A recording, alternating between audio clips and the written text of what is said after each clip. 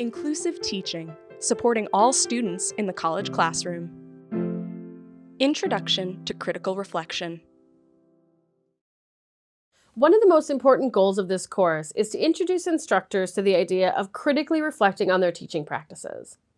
In the day-to-day rush of teaching, it can be easy for instructors to fall back on teaching methods that they're comfortable with or that are common in their disciplines without considering whether they're truly the best methods for the curriculum and the students in the course. But it can be difficult to step outside of ourselves and question the practices familiar to us.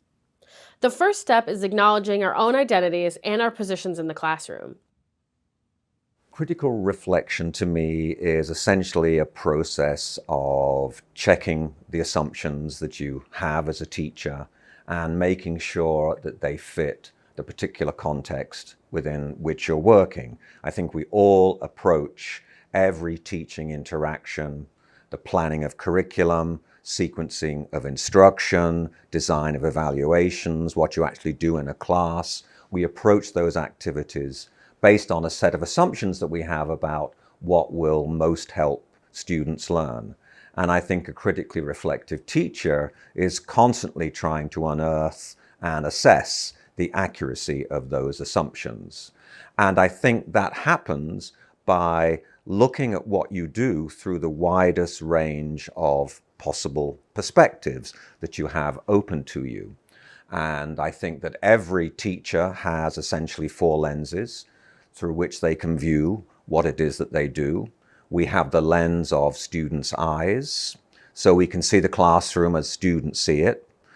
We can get a sense of how students are ascribing meaning to our own actions and comments as teachers. We have the lens of colleagues' perceptions, whereby we can talk to colleagues or have them in the room with us as a reflective mirror, giving us a sense of what we're doing, but from their perspective rather than the one that we carry around in our heads. We have the lens of autobiographical experiences.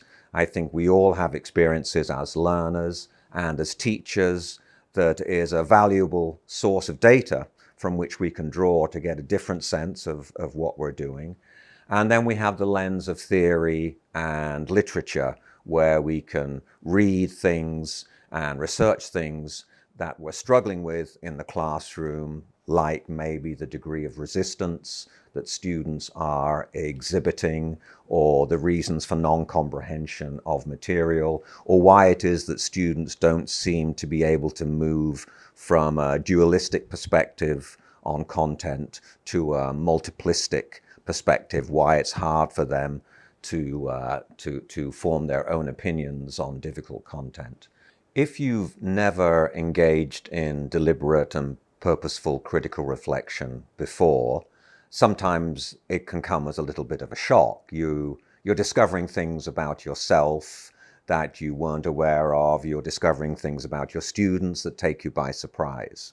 If you can be aware of the different perspectives that are in the classroom, that there are multiple worlds in the classroom, not just the world as you see it, I think that's a productive break on your tendency to assume that the world is as you think it is.